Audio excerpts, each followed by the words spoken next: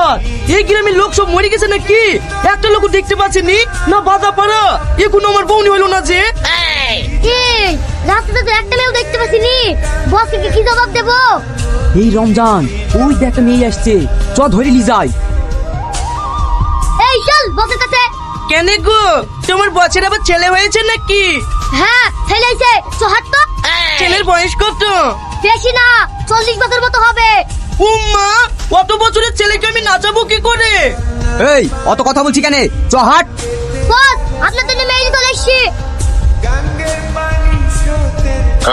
এ তো খুব সুন্দর মেয়ে রে, আমি আর এক মুহূর্তেও দেরি করতে চাই না। যা তাড়াতাড়ি মৌলানা সাহেবকে ডেকে নিয়ে আয়, আমি এক্ষুনি বিয়ে করব। এ আপনি কি বলছেন? আমাকে লাচানো লেগে লেছি বিয়ে করবো কেন বলছেন? অবশ্যই আনন্দ করবি, নাচবি, কিন্তু এখন না, বিয়ের পরে। দেখেন, আপনি বুঝতে পারছেন না, আমি মেয়ে দিলি না, আমি বিটা চাইলি। আমার সপ্তাহে সপ্তাহে গোপালি যাই, আর সপ্তাহে সপ্তাহে আমি বিয়ে করি, আর প্রত্যেকটা মেয়ে এসে আমার কাছে এই অভিনয়টাই করে। এই তোরা আবার দাঁড়িয়ে আছি কেন?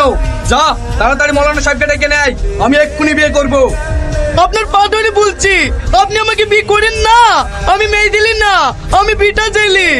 আবার তুই আমার সামনে নাটক করছিস? তুই বিয়ে করবি নি, তোর বাপ বেশি বিয়ে করবে। ও কি ব্যাপার, নকল চুল? হ্যাঁ, আমার ছবি নকল। আপনাকে আমি এই কথাটাই বুঝাতে চাইছি যে আমি মেয়ে ছেলে না, বিটা ছেলে। এই তুই যদি বিটা চাইলি হয়, তাহলে মেয়ে ছেলে কাজ করে আসি কেন? বল শিগগিরি। দেখো ভাই, লুঙ্গি গেঞ্জি জামাতে 800 টাকা বিল হয়ে গেল, আর 200 টাকা আমি নাইটে কিনি, আমার লুঙ্গি গেঞ্জি জামা সব কাজে হয়ে যায়। আবার এদিকে ছেলে নাচি নাচি ভালো ইনকামও হয়, তার লেগে আমি মেয়ে ছেলে গেঁজেছি। হ্যাঁ।